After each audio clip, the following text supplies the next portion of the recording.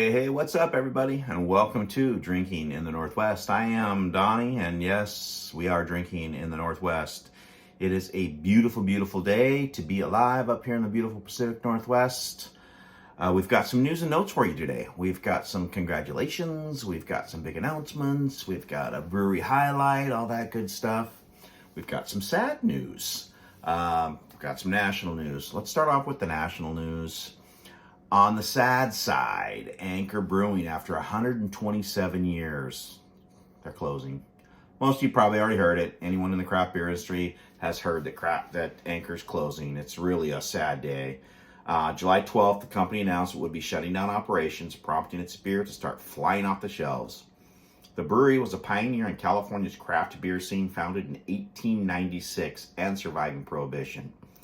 Ownership of the brewery has changed over the years, and Anchor was most recently purchased in 2017 by the Japanese conglomerate Sapporo. However, sales have been down in recent years, forcing the company to scale back and eventually announce its closure earlier this month. So that's really a sad thing. 127 years in the beer business is huge. So I've personally never tried Anchor. That's my bad. Probably should have. But on the brighter side, GABF 2023, Denver, Colorado. It's the largest beer festival in America. Returns to Denver September 21st through the 23rd to dazzle your taste buds and celebrate craft beer innovation. Tickets are $95. There's 4 sessions. You got a session on Thursday from 5:30 to 10. On Friday from 5:30 to 10. There's 2 sessions on Saturday. There's one in the afternoon from 12 to 4. And there's one in the evening from 5:30 to 10. Tickets are $95. Member sale pre-sale was $85. There's also a VIP experience paired. $199 per ticket per session. The VIP experience includes exclusive access to Paired, where delicious small bites are matched with unique beers not found on the GABF floor. Ticket also includes admission to the general session. Paired closes at 9 p.m. General session ends at 10. So something that's on my bucket list is to go to GBF. Always has been, until my wife gives me the okay. You know, if enough of you guys like and subscribe, maybe this channel will get popular and I can actually go and she'll let me go and drink beer. Anyways, that's it for national news. Let's hop on down to some Oregon news. You wanna? Oregon Brewing's Ale Song Brewing and Blending in Eugene has stepped into the cider world.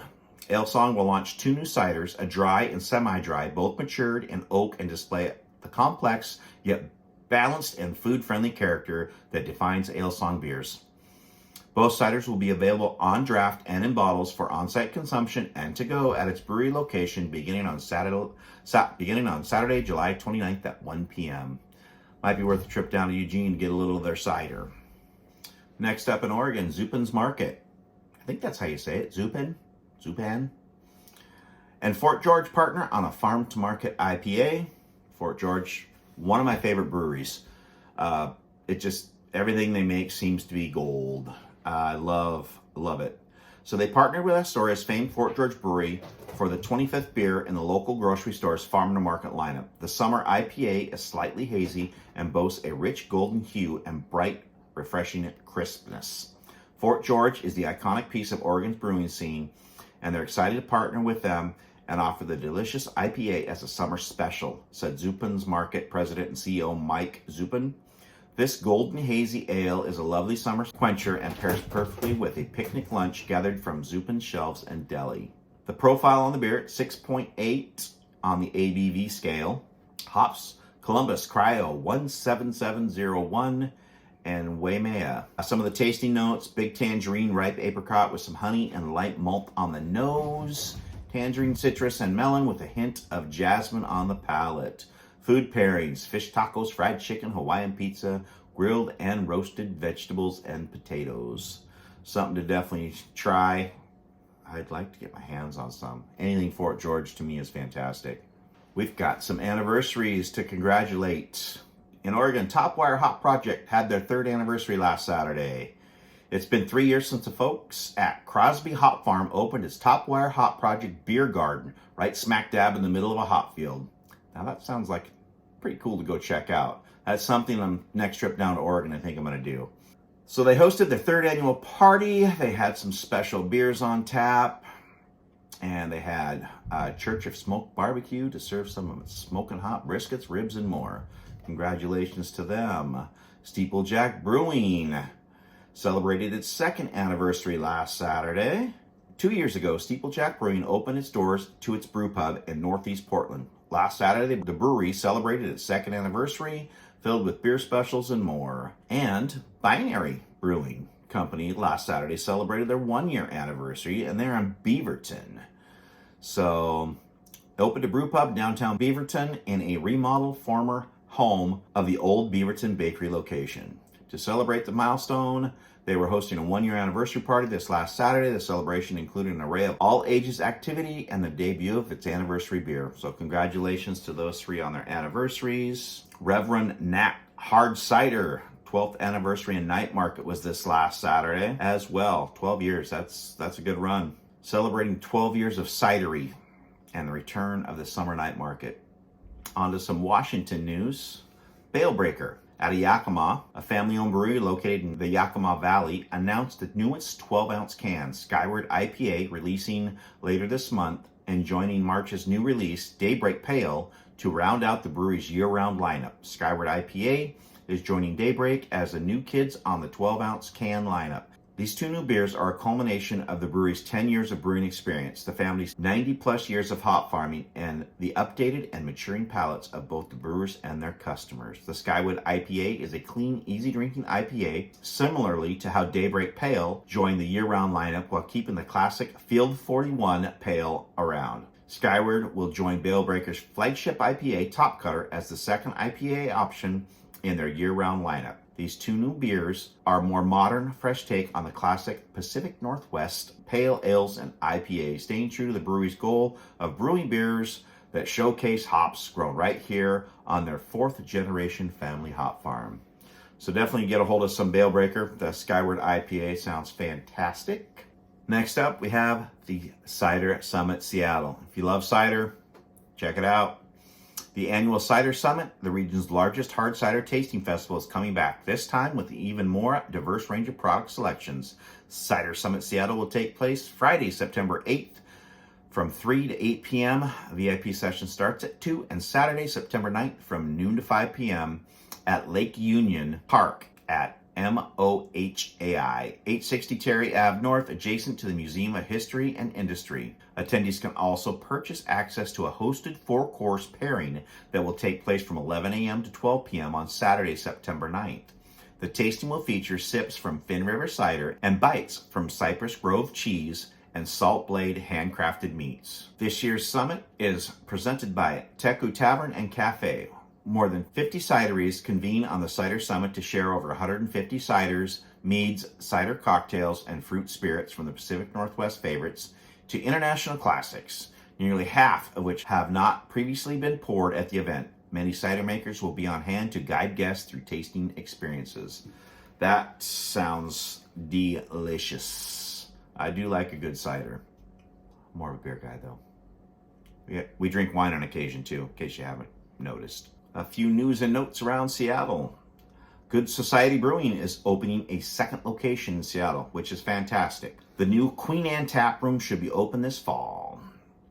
Get used to it. The kind of news about breweries opening a second and even third tap room is becoming more and more common. West Seattle's The Good Society Brewing is opening its second location across town. The forthcoming new tap room is in the Queen Anne neighborhood. As far as the brewery and tap rooms are concerned, it's an undeserved part of the city, something that the Good Society Brewery intends to remedy. Good Society Brewery and Tap Room sits in the corner of West McGaw Street and 6th Ave in West Seattle. Previously, location served as a coffee shop. This will allow kids. No plans for a kitchen at this location, just beverages. For those fans of McMenamins, Summer School Brewfest returns to Anderson Schoolhouse on Saturday, July 29th. That's this coming Saturday. Bothell McMenamins Anderson Schoolhouse invites you to attend the Summer School Brewfest. The event features 40 beers and ciders as well as live music all day long. Not just beers from McMenamins' own brewers, but also beers from a selection of guest and local breweries as well. Saturday, July 29th from 12 to 9. Admission is $30 in advance or $35. The day of the event, admission includes 10 taster tokens and a tasting glass. All ages are welcome, but you must be 21 to sample the beer. So far, you've seen one of my videos up in Bellingham. I went to Stemma. Well, there's some news up there. Larrabee Lager Company brings tradition back to the Bellingham beer scene. A new lager-focused brewery is opening in Bellingham on August 4th.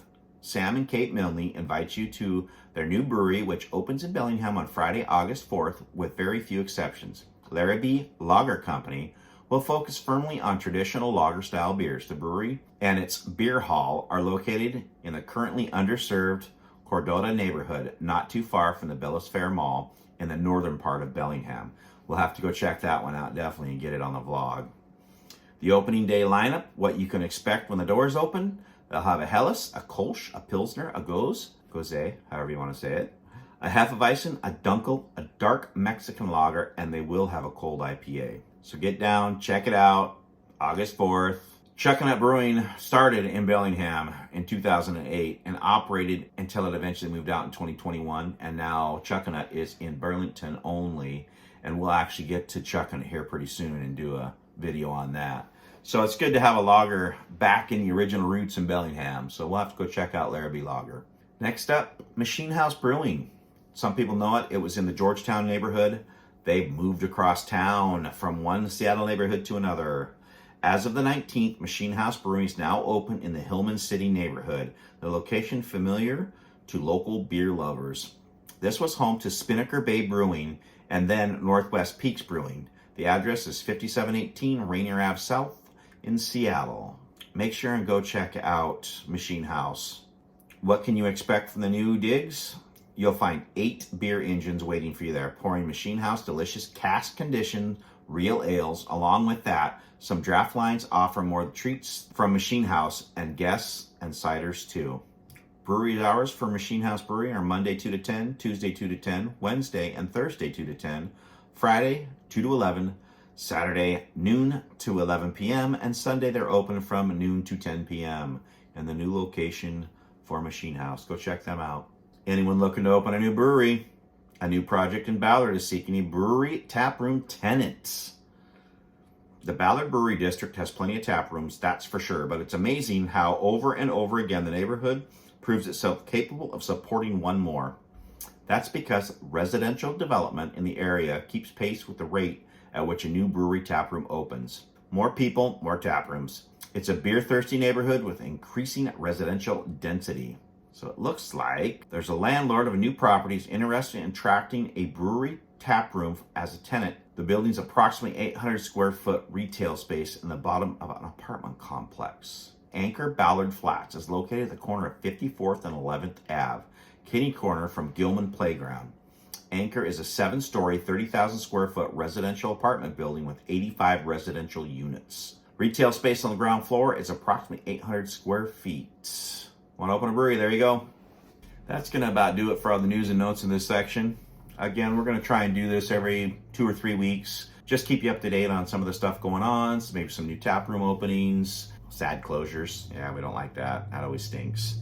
A couple more things out of Washington. Big announcement. Rainier Our Day 2023 celebrates its 10-year anniversary.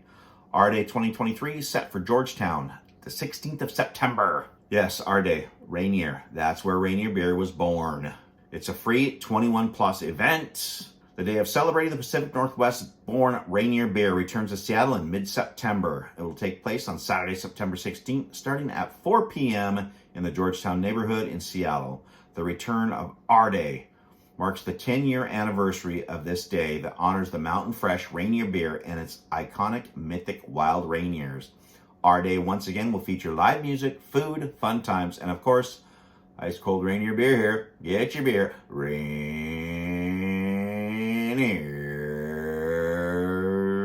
beer. Only old people that watch TV might get that reference, you know. Little car going past Rainier Mountain and the rain. Yeah, it's silly. On the bill for Our Day 2023 is Portland-based rock band Red Fang co-headlining with the West Coast guitar grooves of Cherry Glazer. In addition to these two bands, our day will also feature the region's preeminent rhythm and blues beatmaster and vocal powerhouse, Paris Alexa, and KEXP's afternoon groove anchor, Larry Missel Jr., will man the decks. Check out it. That's going to be a fun event. It's going to be a really fun event. Go check that out. We also have Vice Brewing in East Vancouver. It's a brewery and tap room that crafts aggressive IPAs and smoothies, sour pastry stouts, and lagers. Opened a new location called the Little Vice. That makes sense. It's a small, cozy, yet colorful tap room and restaurant in downtown Vancouver. This location took over the defunct Barlow Brewing, which closed during the pandemic. Brothers Cascadia, the award-winning brewery in the Hazeldale neighborhood of Western Clark County in Oregon, opened a second location pub in downtown Vancouver. Sounds like Vancouver's getting kind of popular. We're going to have to go check that out. The Brothers Cascadia Evergreen Pub takes over the space previously occupied by Mav's Tap House. The new pub marks their first foray into the food service. That should about wrap it up for news and notes. How about a brewery highlight? Today, I am drinking Grains of Wrath. Built for Speed IPA. It's good. It's really good. Another one down, Southern Washington. I need to get down there.